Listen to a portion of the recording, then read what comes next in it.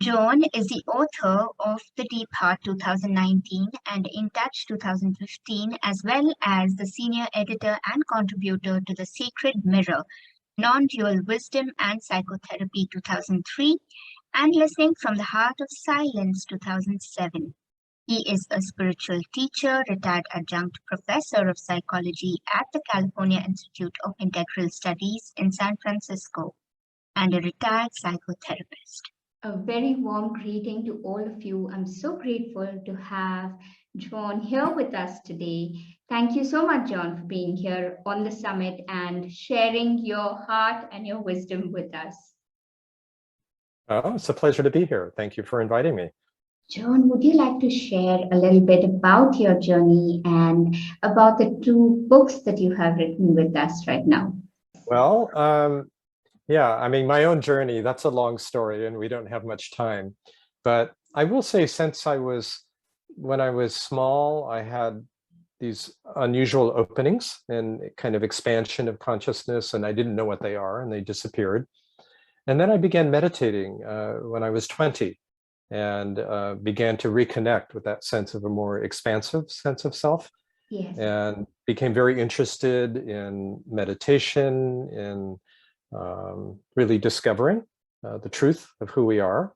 But I was also an anxious being and socially. And I realized there were some things in my psyche I needed to face directly. So I went into the field of psychotherapy and I trained as a psychotherapist and continued my meditation and self-inquiry. And gradually those two paths became the same. So for 40 years, I've worked as a spiritually oriented psychotherapist. I'm actually retiring next month. Wow. My work now is really spiritual counseling. But I have worked with many different clients dealing with anxiety, depression, trauma, early childhood conditioning, and resolving that, and bringing in a spiritual dimension, bringing forth the deepest dimension. We could save the heart. And this is what the book, The Deep Heart, is about, the multidimensionality of the heart. We have a conditioned psychological level, we have a very deep soul level, and then we have undivided pure consciousness or awareness. And so the book is about that. That is beautiful. So John, may I request you to share a little bit about, the thin line between mental health and where mental health becomes mental illness, and it might need psychotherapy and even medication if necessary. Could be. And especially for those who are probably new to this idea of mental health and illness and are trying really hard and sincerely to meditate, but are unable to do that because of the biochemistry being off aligned in them. What would you like to share with them at this point? Well, it's a very interesting and subtle conversation, the relationship, say, of meditation and spirituality and mental health. Each supports actually the other. So it can be very difficult to quiet the mind when we're in a disturbed state, when we're lost in our thoughts, when our reactive feelings, when we have somatic contractions. Naturally, we become very identified with that. And so to actually tap into this deeper silence and openness and loving awareness is very difficult. And so a certain amount of work on a psychological level is actually very helpful to help the system calm, to be able to actually sit quietly, to not be lost in our thoughts. There may be important psychological work to do. And if we're really disturbed, medications, if we're very depressed, extremely anxious, there is a provisional role for medication to help stabilize the system. So I think what's important is that we have a relative coherence to the body-mind, a certain degree of stability. And in that sense, that supports a spiritual opening. At the same time, what's interesting is that to develop a meditative practice or a mindfulness practice where we're aware of present-centered experience actually helps calm the body-mind. So the two actually are supportive of each other. And this is what I've found, that some people need more attention on the psychological level, They need to actually become aware of what they're thinking and how their thinking disturbs their feeling and sensations. They need to be more in touch with their bodies, more in touch with their breath, more in touch with areas of contraction, to actually begin to pay attention to their present experience. And that becomes a kind of portal. That present-centered awareness becomes a portal to presence, which is being aware of awareness. So the more aware we are of awareness, we have a sense of spacious, open, loving awareness. Now there's a field to welcome our relative psychological experience. If we have a more stabilized, coherent body-mind, it's easier to actually access that open, loving awareness. So the two actually are complementary and supportive of each other. Yes. And in your years of practice, have you met someone who is willing to take that dive deep within themselves, but finds those psychological blocks coming in the way? And what are some of the tips that you may share with someone? Yeah, that's an excellent question because it happens all the time. I work with people who are really, I would say, deeply interested in getting to know their deeper dimension of self, but they feel they have these obstructions, and they're puzzled. They don't know how to deal with them. So I do have a couple of ways that I've developed, distilled after 40 years really of working with people. They're very simple in a way, but they go very deeply.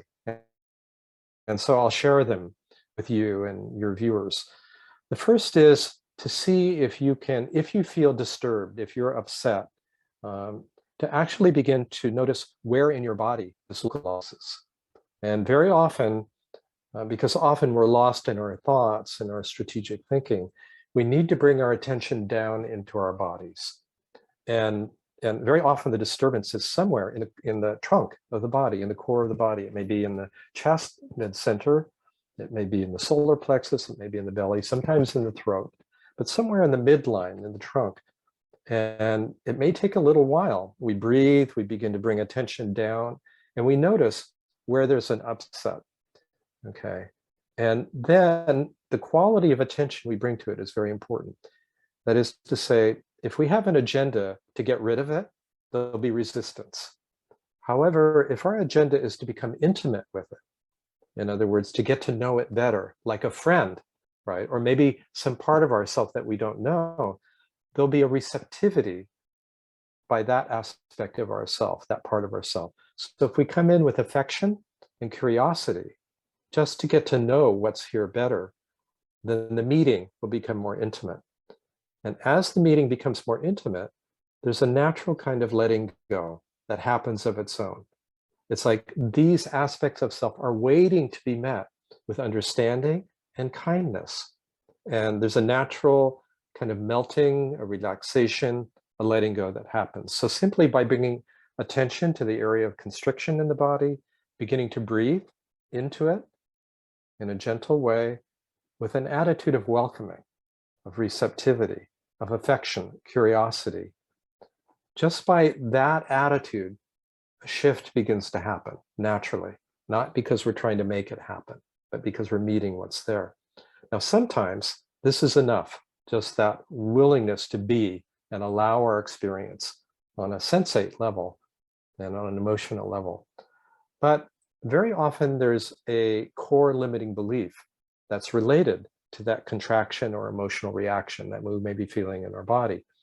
So if this approach of simply welcoming with curiosity and affection, if there's not a shift that happens, then we go to the thought and I ask, is there a belief that goes with this contraction or this reaction? Take your time, let it come to you. Often it will be very simple, as if in a child's voice, like I'm bad, or I'm unworthy, I'm not good enough, I'm lacking, no one loves me, the world is unsafe. Something very simple like that. In our mother tongue too, it just comes to us. And we can tell when we've touched a thought that has a lot of feeling because there's a charge to it. And then when we kind of recognize what it is, and it's a bit of an art, to recognize what these beliefs are and to know when we've really tapped into one that's very strong, we bring attention to the heart area. We kind of put that aside for a minute. We bring our attention to our heart. And we can put our hands on our heart center, and we breathe. And we let our attention rest here, because this is a kind of portal to our inner knowing, our loving awareness, our heart wisdom, if you will.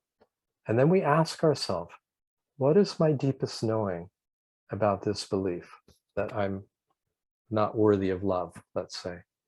And then we're quiet. We don't try to think about it. It's not a question for the mind. What is my deepest knowing? What is the truth? Right? And then we're quiet and we wait. And in this receptivity, a response will come often in an unexpected direction. It may come as a slight shift in our body. It may come as a simple direct knowing. It may come as a feeling. It may come as a song. It may come as a poetic metaphor. What's important is that when it comes, we feel a shift. We feel an openness. And that's a sign that we're actually honing in on what's true, a deeper truth, not a conditioned truth, because much of our conditioning comes from childhood. Things that we learn, we've absorbed from our parents, from our family, indirectly or directly. We've been told, you are unworthy, you are not lovable. One way or another, we get these messages, right? And so what bubbles up is something much more direct, truer, that comes actually from our deepest self. And if we let it in, then the whole system begins to shift. It's like we're into the light of awareness, and the whole conditioned body mind begins to reorient around this knowing that's present.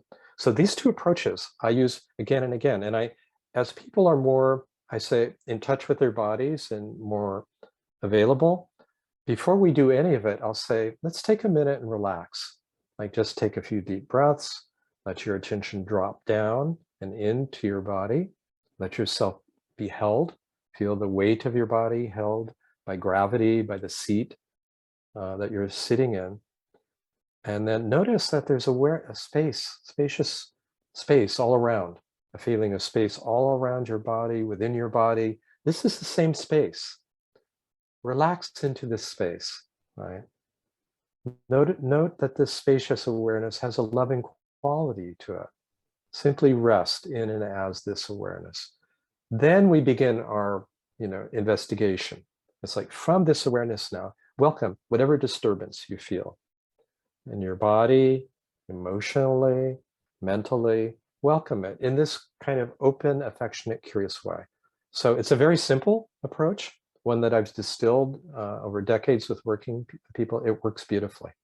I resonate so deeply with everything you have shared here right now. Thank you so much for sharing, going deeper into it. Actually, we have, and also thank you for mentioning about the childhood conditioning that we pick up either knowingly or unknowingly. I'd also like to share at this point, we've written this book called The Inner Child Archetype.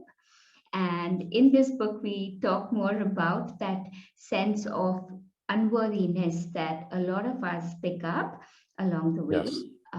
John, would you like to share more about the power of the heart? Because while I do know that there is so much required in terms of psychological healing, the way you spoke about the heart and the power of it, and there's a pure consciousness that sort of lifts us up, just beyond all that psychological work, and it's so subtle and yet so powerful. Would you like to share more about your experience with it personally as well as over the past 4 decades? Well, first of all, I love your description, because it's true. Like there is this background awareness that's usually not recognized in our ordinary lives. And it's kind of waiting for us to pay attention to it. And it is behind everything else and before everything else. And it's a quality of open, loving awareness. And it is inherent in each of us. It is right in the very center of our being.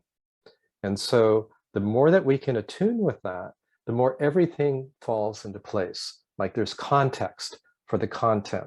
of our lives. And there's a natural kind of harmonization that happens over time, not necessarily dramatically, not suddenly, but often very gradually. We find our life falling into place, our inner life and our outer life.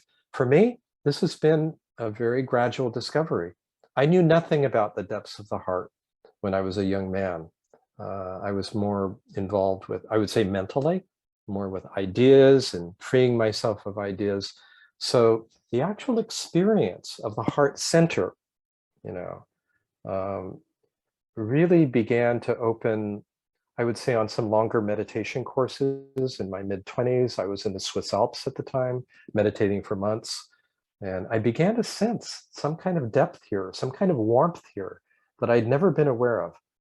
Now, many of us can have the experience of the heart when we feel heartbroken, when we've lost someone we loved, or when we meet someone and we fall in love. That's kind of the emotional heart, and when we feel like we meet someone and we know them in a very deep and intimate way, even if we've never met before, like this is an experience of the heart. You know, now we're going into a more of a soul or archetypal level. There's an innocence to the heart before it's conditioned that we all bring into life, and then we forget. You know, it gets buried, it gets covered as we experience shocks of rejection and criticism and abandonment and neglect, and we forget about it like buried treasure. So very often, some psychological work, we're willing to actually go back and face what it is that caused our hearts to close. And all of us have had difficult experiences. The heart is very tender. You know, it's very, very tender, very sensitive. And as the heart begins to open, we realize there's remarkable depth here, remarkable sensitivity, you know, and it's not just emotional. It's not just psychological. It's like as attention drops deeper and deeper into the heart. And this has been a gradual process for me, just working with people in my relationships, intimate relationships with my partners, with my friends, time with my spiritual teachers also. This has been evoked, you know, as a quality of loving presence just by being with them. It comes more into the foreground of awareness, and I begin to recognize it more. So there have been many influences that have led to this opening and awakening of the heart. And one thing I will say is this: the heart center, you know, is a remarkable portal. And the deeper we go, it's like the more open we are and the more connected we are to all of life and to one another. You know, the title of your conference is We're Not Alone, right? And so by going into the depths of the heart, going through the separate self, we discover a sense of non-separation, really, with the totality of life and with one another. And this brings forward a quality of compassion, profound compassion for suffering. And as human beings, we all suffer. And collectively, there's tremendous suffering.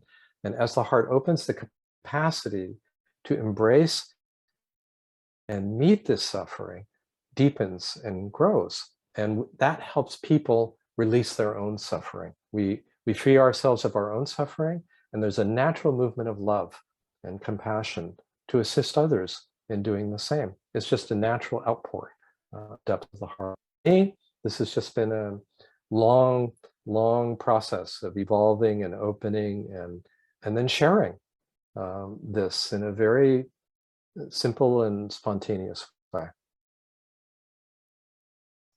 Beautiful. So when you said evolving, opening, and sharing, and it's such a natural progression. And yeah. So one of the ideas that we share is also when we speak of self-love, initially it is, we're focused on the self, the body, mind, heart space, Right. possibly just healing and becoming whole again. But the deeper that we go into that self, we realize the oneness of it all. So the self is just absolutely every blade of grass and butterfly and bird, and that gradual realization and experiences shifts the way we live and we interact, and love is all there is. And That's it. This is the revelation of the awakened heart. Yeah. This is the revelation of the awakened heart. And what we begin, self-love, self-acceptance, self-compassion, all of that is medicine for our wounded and fractured sense of self. But what we discover is the openness of the self. This is what you're talking about, Ananta. It's like this is a doorway, actually, to an infinite self. And this infinite self is connected and not separate from all beings. And we feel this palpably. It's not just some philosophy. We recognize it and we feel it. We can sense it in one another. As the heart awakens, as we share, and there's a quality of intimacy here as well. Not physical intimacy, but an intimacy, an essential intimacy with others and with life, which is so profoundly gratifying, to know that. I think we all seek this, and I think ultimately our mental health, all our suffering actually comes down to the sense of separation.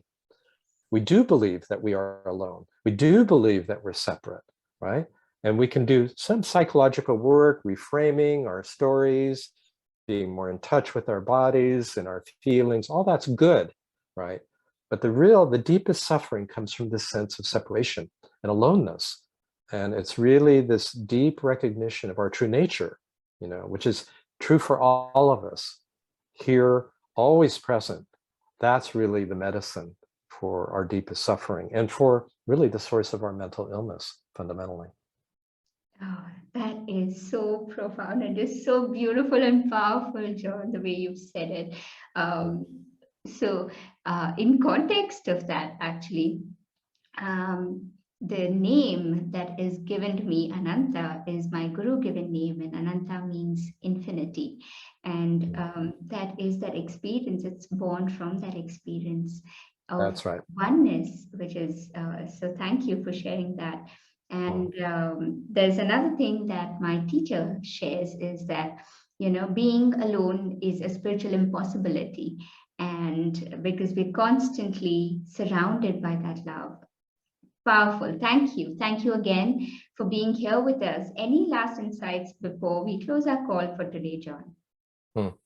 Well, something I always like to tell my listeners, and I do a lot of online teaching and residential retreats, I almost always start with the invitation for people to recognize you are not who you think you are.